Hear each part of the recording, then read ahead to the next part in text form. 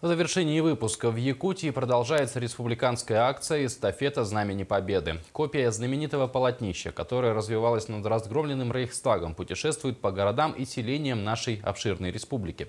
9 апреля знамя в торжественной обстановке линчане передали мирнинцам на границе районов, и этим же днем оно было доставлено в Мирный.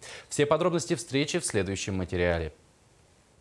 В чествовании знамени приняли участие не только ветераны, свидетели той самой кровопролитной войны, но также молодое поколение, которому необходимо знать историю Великой Отечественной. Так, в школах поселка состоялись торжественные митинги эстафеты Знамя Победы. Школьники смогли воочию увидеть копию знаменитой реликвии. Торжественную церемонию, посвященную передаче Знамени Победы, открыл глава поселка Владимир Шайкин. В своем выступлении он отметил важность данного события для всех жителей Айхала. После знаменосца внесли копию того самого победного красного знамени и передали его айхальцам.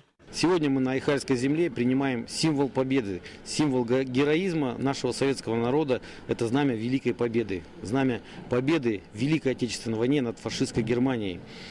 Вы знаете, в настоящее время многие, мягко говоря, недружественные страны хотят перевернуть всю историю этой Великой Отечественной, очень жестокой войны.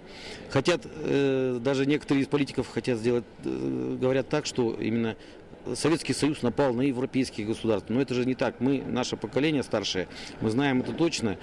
То, что именно фашизм поработил всю Европу и без предупреждения напал на Советский Союз.